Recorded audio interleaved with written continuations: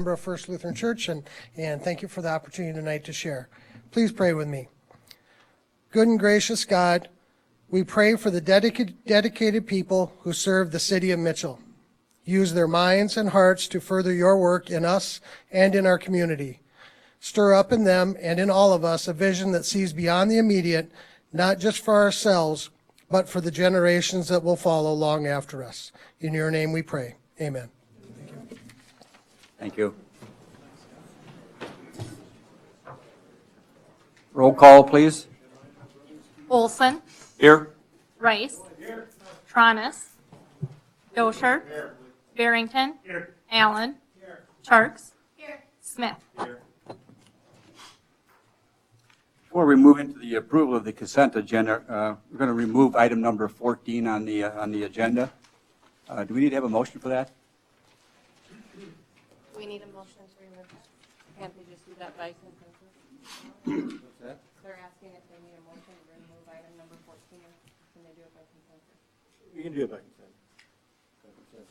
Okay. All, the motion to approve all but that item, and then that item will be Okay, approval of the No, Carl, this isn't within the consent. No, it's afterwards. it's not with the consent agenda. Number 14 on the I agenda. move to approve the agenda with the You removal want to of item amend the 14. agenda by removing an item. Second. All those in favor signify by saying aye. Aye. Opposed, same sign. Motion carried. Okay, approval of the consent agenda. Items appearing on the consent agenda may be removed by a city council member for discussion at the beginning of the formal agenda items. Does anyone on the council have anything they wish to have removed from the consent agenda? If not, does anyone from the public have anything they wish to have removed from the consent agenda?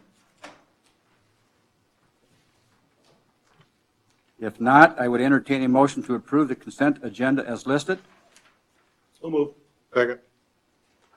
Discussion? Roll call, please. Smith. Aye. Charks. Aye. Allen. Aye. Barrington. Aye. Dosher. Aye. Rice. Aye. Olson. Aye. You guys were too quick for me. Sorry, Stephanie, go Oh, ahead. that's okay. I was just going to explain on item number G, I did receive a question about the change order on that contract. The reason for that is the council had directed us to add on the the wall as part of that study. We just got the billing, and according to the last audit where they suggested we do a change order for any contracts going above the original amount, that's why you see a change order on the consent agenda. Most of you might have known that, but since I got a question, I thought I'd clarify it. Okay, we had a motion and a second. All We voted. okay, motion carried then. Citizen input. If you need to address the mayor and members of the city council on an item that was not on the agenda, excluding personnel items, please come forward to the podium and state your name and your concern. Presentations are limited to 3 minutes. Items will be considered, but no action will be taken at this time.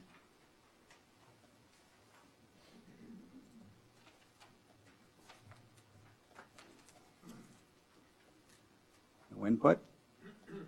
Now we'll move into the Board of Adjustment. I would entertain, I've got it, at least from public input from the council standpoint. Sure. I just wanted to comment that, and I lose track, I think it was a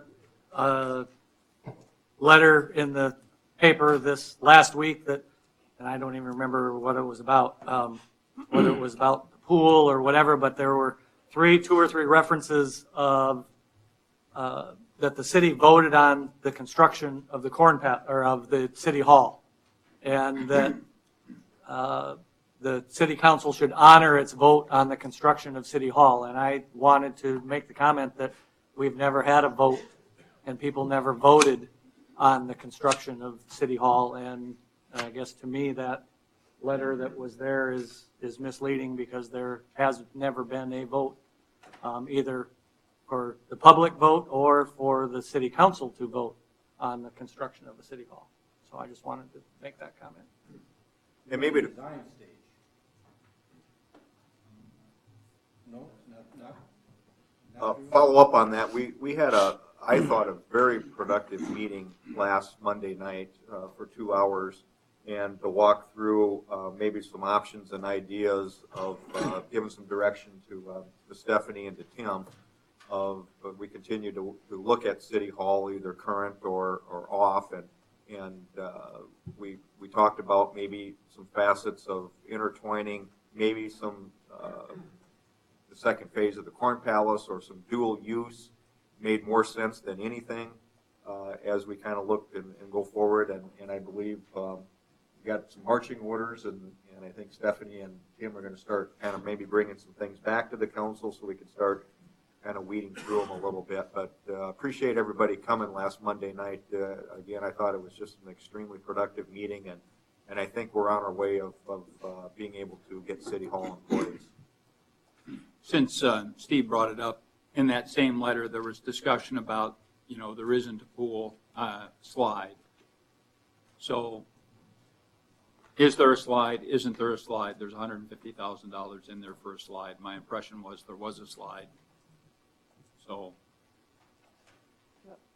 Would you like me to speak to that? Yeah, whoever. I mean, we're in our, from my long experience with elections, we're in our crazy time of, the pool is 9 stories tall, the pool is the size of a matchbox, we're in our crazy time of rumors. So Sure. What is the story on the slide? I'll give the same response that I've given to anyone who's given me that question.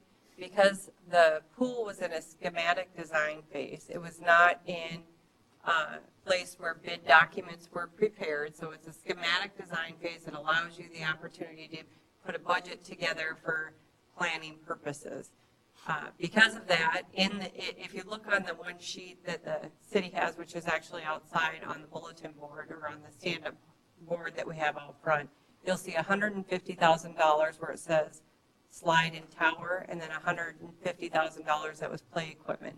There was 2 conversations by the committee when they were working on the schematic design.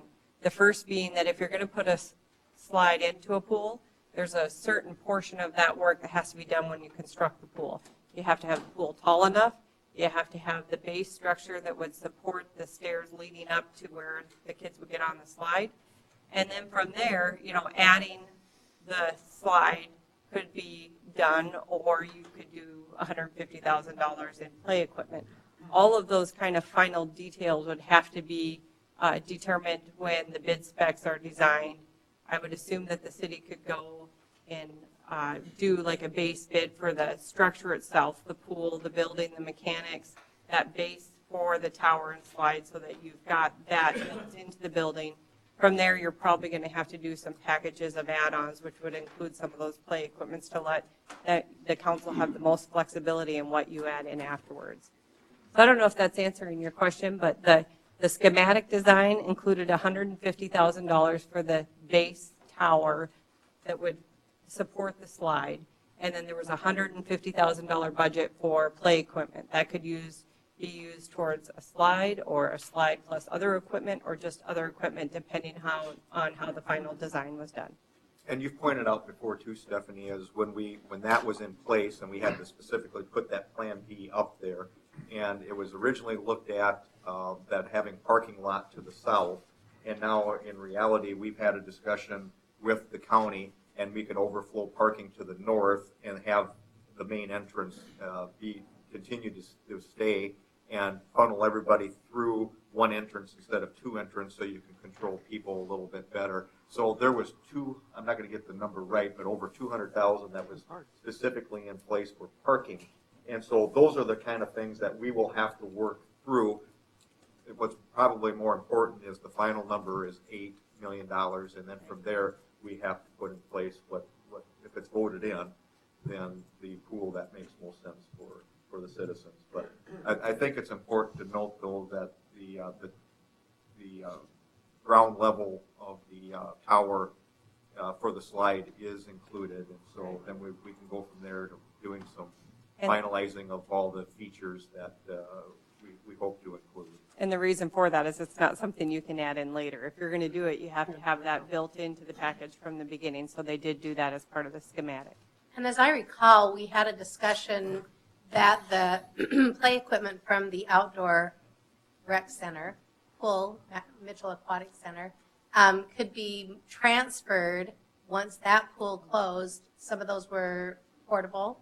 Is that One of the things that we talked about, again, because it was in the schematic design and trying to find flexible use for things that the city has, is that in the larger competition pool, you could, and I'm going to use the wrong words, Dusty might have to correct me, but we could put the anchor systems into the base of the big part of the pool so that if you, in the future, if the city bought play equipment that anchors, it kind of floats at the top and anchors to those, you could use it in both pools.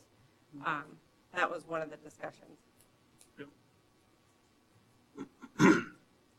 definitely there will be those anchors in the small, in the recreation. Right, because that's something that they have to do at the time they do the pool, right? It has to be built into that, the bottom of it. Yep. And I believe we have it in our outdoor pool already, right? No? Okay.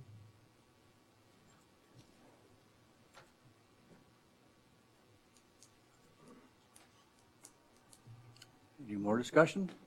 Public input? Not, we'll move on. Board of Adjustment. I would entertain a motion for the city council to recess and sit as a Board of Adjustment. Second. All those in favor signify by saying aye. Aye. Those opposed, same sign. Motion carries. Set the date. Entertain a motion to set the date for 11/16/15 for the Board of Adjustment hearing as listed below in your packet there.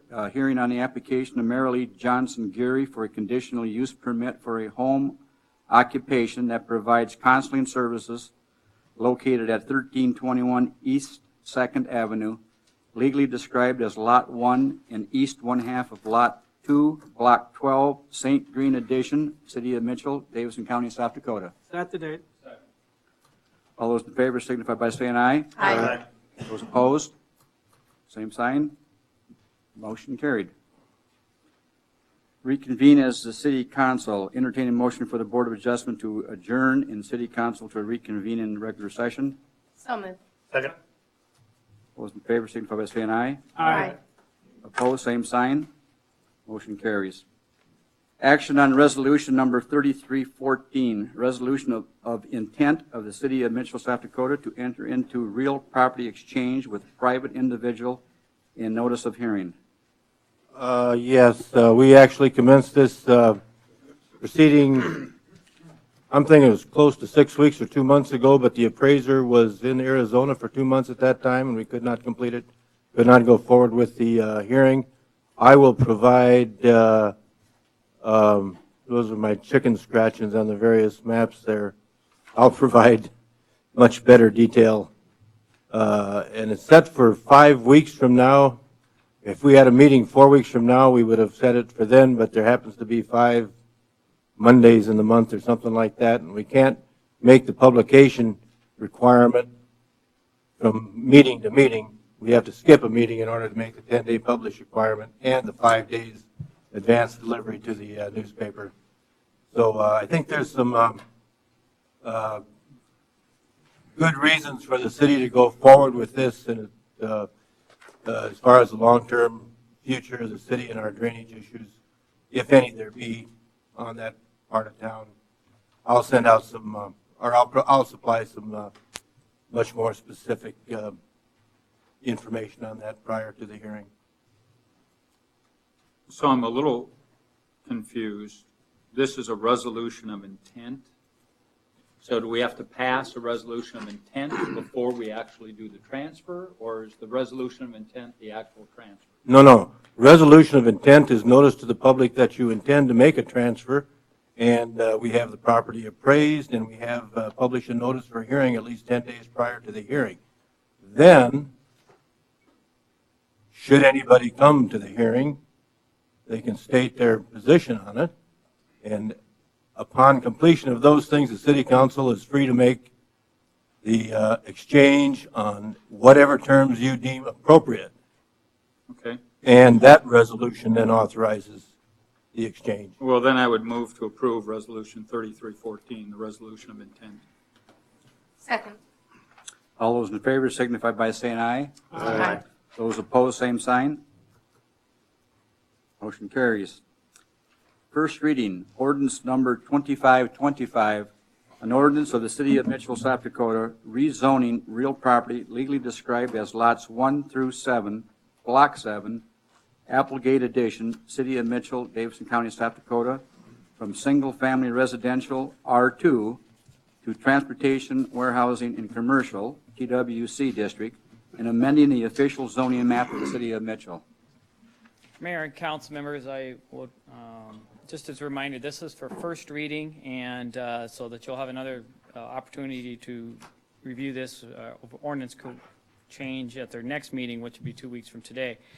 The Planning Commission did hold a hearing on this request, as you can see in your Planning Commission minutes, and do have a recommendation to approve it. I'm going to give you a little bit of some background. There is the GIS map. As you can see, what this is the application is 1 through 7 of that, just so that you get your bearings straight on all those lots from all the way from on the corner to the Burr Street are all TWC. 13 through 8 is TWC, and then the next block over, block 8 to the east is all TWC, and everything to the south is all TWC. And so it's just that one half block that is zoned R2. From what I gathered from the history of that is, if those of you are familiar with that, there used to be a phone company, and then it subsequently became Mitchell Christian School, and so they rezoned it to accommodate the school, and now that's coming back. And so from what I understand is some applicants, and I'll let them speak for what their intentions are, but what we received was an application for an indoor recreational facility, and that is a permitted use in the TWC. It is not permitted in the R2, so that's hence is why this application is before you. Again, the Planning Commission did recommend approval with, obviously, with an emphasis that this property has been in the works through nuisance issues, and there's people here who can give you more information on that as well. But as you can see, their recommendation was approval based off of it coming in compliance with city nuisance ordinances as soon as possible. So with that, that's the background information that I can provide you. I believe the applicant is here, and there may be some other people who wish to speak to this as well. So I just to kind of get you your background on it. With that, I'll yield to the applicant. Hi, my name is Jody Kane Lambert. I'm president of Mitchell Soccer Association. And just to give you a little bit of a history, when I took over the association 3 years ago, we had 3 board members, 2 coaches, I was one of them, and we had 2 teams. And as of today, I have 12 board members. I have a very solid a board of directors for our association. We have teams that we play year-round now. We'll be going into our indoor season, and that's what we want to use the facility for. We have 15 teams that go from age 8 up to 19. We have adult league also, teams that we've entered into tournaments throughout the state, which is very exciting for us. We have 25 coaches. Defibrillators there? Carl, we could teach you. Even though we're just talking about an indoor facility, we have worked really hard to bring tournaments to town. This last summer, we hosted the state soccer fest at the State Cup, May 8th weekend. Matter of fact, we had a tornado that we had to evacuate the facility for. And we have thus put a plan into place on how to handle that. But we also had a great tournament the first weekend of June. We had about 3,000 people here. We do work with Dakota Wesleyan for the indoor tournament that is in February. With the help of the Mitchell Soccer Association, we have taken that tournament from 45 teams to we've capped out now at 95 teams that we bring to town in the dead of winter. So I think that Mitchell Soccer Association is a very viable entity in the state or in our city that we're really trying to bring activities to town that benefit and bring tax dollars. We are looking for a facility. 2 years ago, when we started our indoor program, for those that have no idea, trying to find gym space in this town is beyond a struggle. I don't even know what words there are for it. We rented Mitchell Christian, John Paul II, Mitchell Middle School, and the Armory, and we still did not have enough practice time for our teams. Sometimes our teams got no practice because the basketball game went longer. Sometimes they were supposed to get an hour and a half practice. They got a half hour worth of practice because volleyball was taking place. So last year, I did approach Boyd, and I asked him if he would be interested in renting that gym space to us. And with tears in my eyes, he said, yes, we worked a deal out. And I will tell you, we used that, and we taught soccer last winter. It was a godsend for us. And now we're excited because we have entered into agreement with Boyd that not only do we want to rent that facility year-round, but we do want to purchase that building at some point. I've worked really hard with Boyd in the last few days. We have added an addendum to our lease agreement that we will take possession of the outside of the building and keeping that maintenance up as of November 11th. Boyd met today with Wade and Lyndon, if I'm correct, Lyndon, and visited with him about what all needed to be cleaned up and so forth. And so just to let you know that we are as concerned about that property as anybody. I believe that Dusty can attest that we are good stewards when it comes to the outdoor facility. We work really hard during tournaments and so forth to keep that facility nice and clean, and we do run the concession stand out there. When it's zoned R2, I can use the facility to continue to teach my soccer, but without rezoning it, my hands are tied as far as I cannot bring teams like T and Yankton to maybe just have a little friendly game, some type of an opportunity that we could end up making money so that we can purchase that building a lot faster than what we'd like to purchase it. I'd purchase it today, folks, if I had the money. Do you have an attorney assisting you in working out your arrangements? Yes. Who's representing you? It's representing Mitchell Soccer Association. Okay. I guess I would speak if I may. At the hearing that they had at the zone planning and zoning, the thing that they talked about, they were worried about the area. They talked about doing it to change this property only while they had their lease, and then if they lost the lease or didn't decide to purchase it, would revert back. We didn't have any legal advice there, but the idea of that group was to pass that on so that the council could ask those questions, because the area is in need of help. And they wanted to set up a timeline, right? Mm-hmm. And the timeline they wanted to set up was before the hearing, is they wanted to get some cleanup done on that. And that was and then they passed that after that discussion. Just so you know what their discussion was. They just didn't pass it. They looked at it, they're aware of some of the problems in there, and that they wanted the council to be asked some legal questions what they could and could not do. Can we have some insights into what Wade and Lyndon talked about with Mr. Reimnitz and what the agreement was? Because I went there today, and I have serious concerns about what's going to happen to all of that stuff.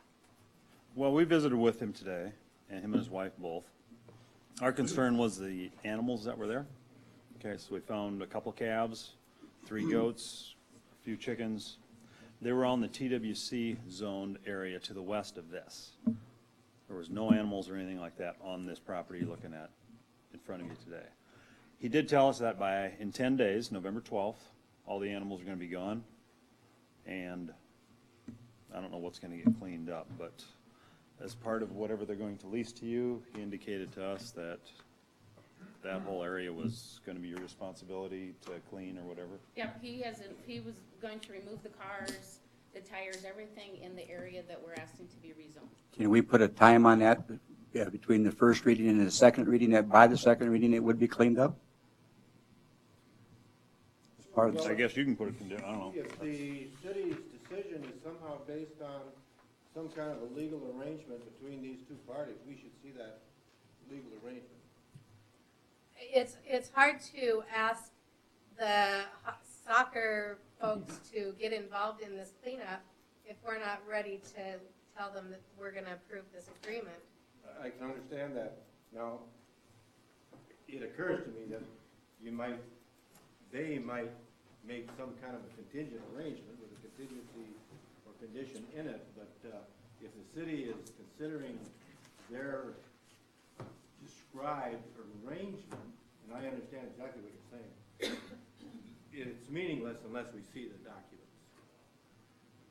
Carl, for everyone's information, I mean, I've had 3 phone calls today with people, expressing concern about the cleanup of the property, and their concern is that if this, goes from R2 to TWC, that, it's going to be almost impossible to convert it back then to R2. And what TWC basically means is that he could put a body shop or anything in there in case, the soccer thing would ever go away. I mean, these people all said that this, was a great use of this building, and they're all for it. They're just concerned about the cleanup of the property. I spoke to some people today about a possibility of a conditional use permit. That could be done, but it would back everything up a couple of weeks. Yeah, I think I heard some discussion on that also, Mayor. I don't know what the council wants to do at first reading, but I'd be happy to look at, on behalf of the city and the mayor, look at your arrangements and meet with Wade. And I think it'd be a good use too. Well, Tim's going to, go ahead, Tim. Yeah, even if there is an arrangement between Reimnitz and Mitchell Soccer, doesn't mean that in 3 years Mitchell Soccer is successful, finds a new place and puts this up for sale, and it can become XYZ Tire or www.body shop or whatever. And just as an option or an alternate, and I've talked to the mayor about this morning, we could just do an ordinance change and add as a conditional use in residential, for example, indoor recreational use of an existing building in R2 or R2, 3, and 4. And that would take about 2 months to constitute, to give the notices and change the ordinance, go through planning commission, come to council. But that way you can put conditions on it. And I heard the planning commission a week ago, when the first 2 or 3 times they tried to make the motion, they tried to put conditions on this use. And you can't do that on a zoning change. But if you change the zoning ordinance, it is already R2, to include a conditional use for recreational use of an existing building, then you can put all the conditions you want on it, which includes maintaining and cleaning the property, no cars parked over 48 hours, et cetera, et cetera. And that may take a couple of months, and just as an option, it would still remain R2. It wouldn't impair your ability to use it during that few months. Your ability to make a transaction on that contingency might be backed up a couple months. What I hear from the neighbors, and I've got calls last night and this week, and they're concerned, and I would be too if I was going to have a body shop or whatever they wanted out there. And if say you do fault, maybe you got a contract to deed or anything out there, you default. What's saying that he can do whatever he wants, he gets the property back? And I think that's the intention that these citizens out there in the audience don't want. And he can do that. Yes. So would you be agreeable, would that be acceptable if we did this where we kept it remaining as R2 and went through the process so that we could put some conditional use restrictions on that? At this time, since we're not purchasing the building right now, but definitely in order for me to purchase that building, I need to have it rezoned to TWC. I think what Tim is proposing was an alternative to give you the use of that Yep. building as an indoor soccer facility. Even if you bought it. As a conditional use within R2, as opposed to rezone to TWC, Because I sense from what I'm hearing, I'm preaching to the choir here a little bit, since I'm looking at the city council, is that there's some reservation regarding zoning at the TWC because of the wide range of potential uses that automatically come with. Why would there be a reason that you could not purchase it if it remained as an R2 with this conditional use permit? Why could that not be? Well, first of all, I need to look at that front part of that building. You know, I'd like to be able to make that something that we can rent out, you know, whether it's, we could bring a daycare in and use that part of the building for us, would be awesome, because that's all cut up in there. But a daycare would be. That could still be done under R2. Can it? Sure. I have no qualms. Really? They'll say no. It just gives us a little bit better control with how the property is I used. just want to make sure you get, in R2 is the most restrictive, you know, it is. We'd have to amend it to do that. R2, the only permitted uses are open space, parks and playgrounds, and single-family dwellings. So, and then the conditional uses would be adjustment training center, bed and breakfast. Oh, I take it back. Then a child care, preschool, nursery would be a conditional use. So you would Right. have to go through that process as well. Just to get the ball rolling, just so that you know what the rezoning would take, is this would be into January.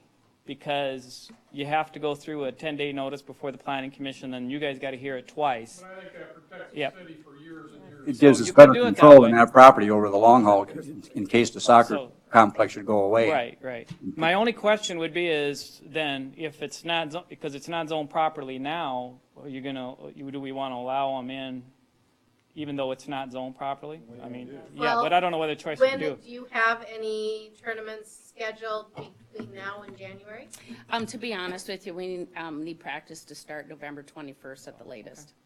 So you could still But we can practice. still use it because it's zoned for a school and we'll be teaching soccer. Right, and so you can use it for practice, but I'm wondering if you have any T versus Mitchell. those We have kinds of nothing things. scheduled like that.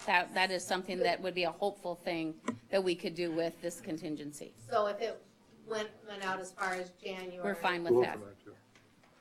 Because I see people in the audience who wrote that were against it. Are you okay, zoned it as R2 long so as they we could do keep it practice. zoned R2, that your main concern is making sure that it's not turning into some, We're concerned about the TWC, that it can be anything, and we're for the, the soccer team. It's just that we, if it fell through, that was our concern, that something could come in that we would have to live with, like the pictures that you saw today, that I took this afternoon, that we already are dealing with now as residential. If it fell through. Or he might change his mind. Right, or they change his mind, he would say, yep, reeled it in, we gotta change, and then you're out of the picture, and there we are, stuck.